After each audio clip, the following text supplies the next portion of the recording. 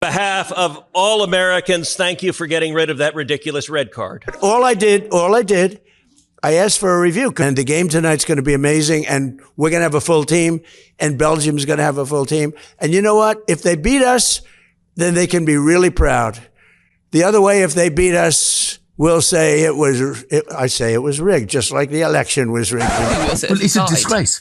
It's an absolute disgrace, and people are missing the point when they say, it may not have been a red card. That's irrelevant, isn't it? It's irrelevant. It's how the authorities have gone about this. And for me, ahead of tonight's clash between the USA and Belgium, the fixture has already been tainted with the president at the forefront and fans making their voices heard. I think it's an absolute disgrace.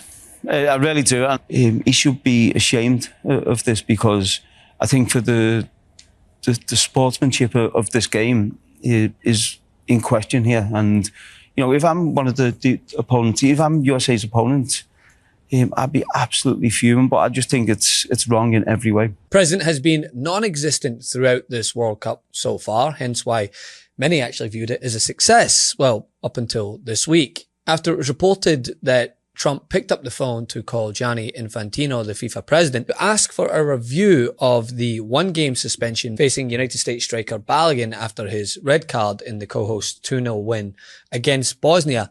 And suddenly, everything that Trump represents, and FIFA to that part, elitism, corruption, unsportsmanlike behavior, all the things that are the antithesis of the beautiful game, came pouring back into the spotlight. In fact, as Bosnia's football account put it, FIFA plus Trump and the USA equals mafia. I think they made a really brilliant decision. I think the referee's call was horrible. And nobody talks about that. They talk about the red card like it's fine. Nobody talks. The referee's decision to red card. I didn't know what the hell a red card was. When I found out, I said, you got to be kidding. This guy just hands up. Okay, your best player is not going to play next week or in the next game. I said, wow, that's a lot of power. That's terrible. But then I looked at his past, and it wasn't so great. Okay. So the controversy of this, right, centers on US striker following Balogun's sending off during the US's win over Bosnia. The red card was controversial. In fact, I was on the front lines that night on X calling to attention that I thought it was harsh, right? Especially when you look at some of the inconsistent calls across the tournament. It was a red card that was given. The US fans were angry. That's part of the game, right? We're here to debate whether or not something is a red card after the fact. But I've played the game my entire life, and I've never seen an incident like this. Bad refereeing decisions happen in football. Teams complain, fans complain.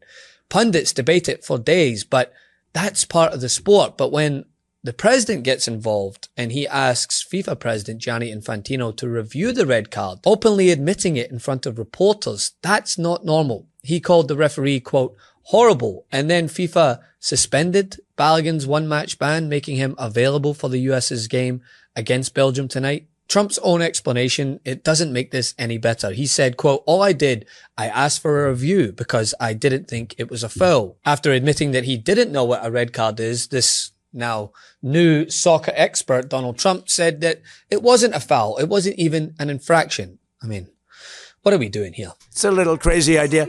But all I did, I asked for a review because I didn't think it was a foul.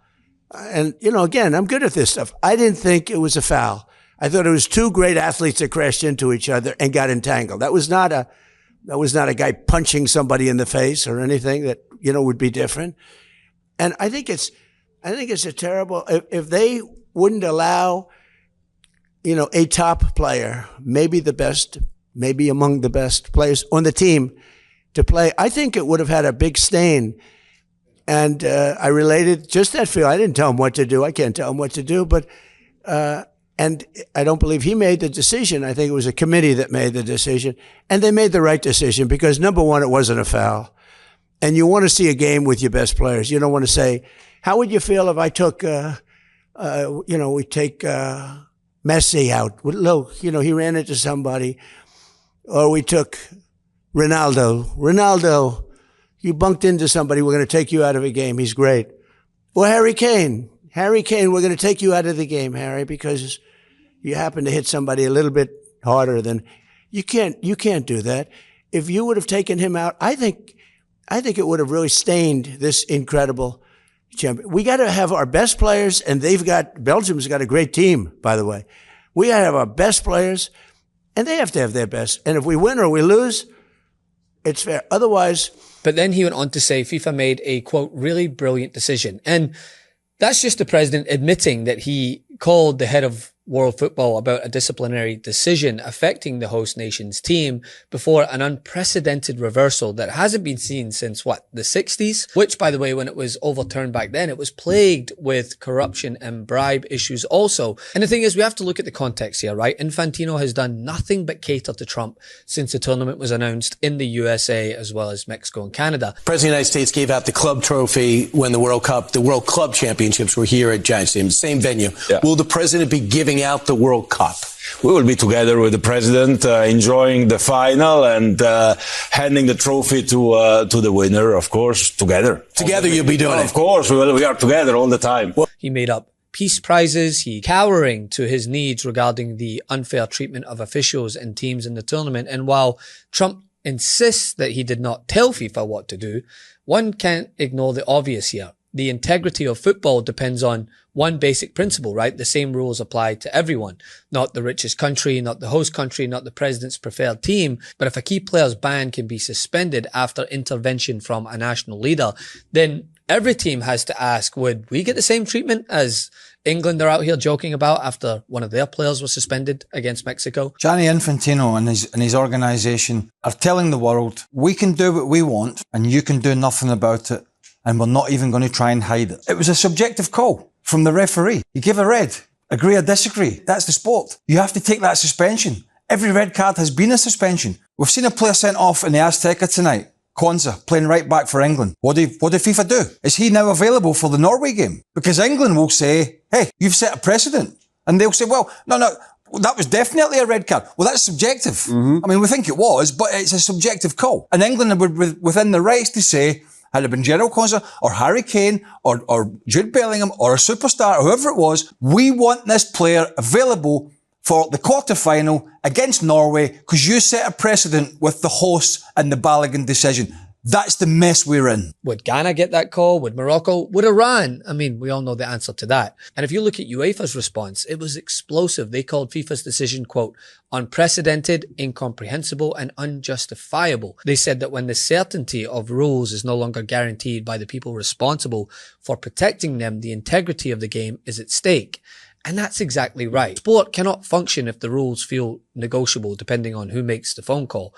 And of course, Belgium are rightfully fuming, right? When you look at it just in regards to preparation, this decision was only just made on Saturday?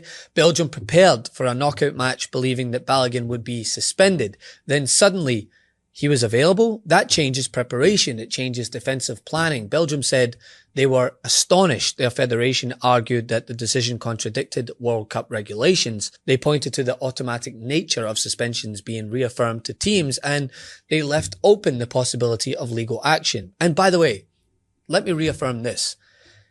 It's no surprise how I feel about our president, but this is more so an indictment of FIFA and Gianni Infantino. And I know nobody should be surprised that the organization who recently had the tournament in Qatar has faced a plethora of corruption scandals is coming under fire for this. But Infantino in particular, from his gross actions to appease Donald Trump before the tournament, offering the man who is currently engaged in a war with another team who are participating in said tournament a peace prize, cowering when an official FIFA-approved referee was banned entry into the United States. And now this is no shepherd of the beautiful game. This is a wolf in sheep's clothing, appeasing the worst parts of this game. This is the corruption that plagues this sport. You got hydration breaks, fans being priced out, and now bending the rules. It's sickening. And the irony is that Trump may have actually made this worse for the US team, because the US has been building a serious football story this tournament. They have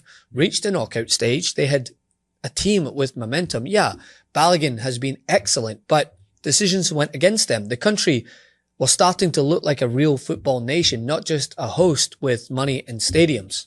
But Trump had to insert himself. Now, if the US beats Belgium, the story will be about whether the Americans had help. It will be about whether FIFA bent under pressure. It will be about whether the host nation received preferential treatment. That's actually unfair to the players also, because Trump, he's just handed them an asterisk, whatever way this goes. This is what Trump does to every institution he touches. He simply cannot let it exist on its own terms. You look at the Justice Department, it becomes a loyalty test.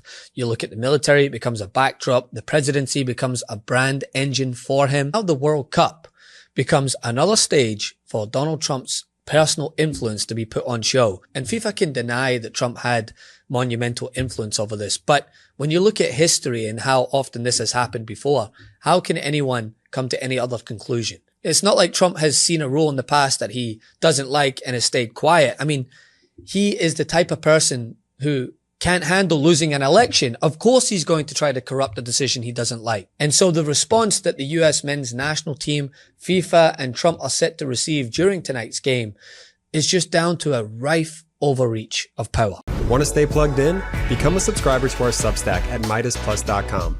You'll get daily recaps from Ron Filipkowski, ad-free episodes of our podcast, and more exclusive content only available at MeidasPlus.com.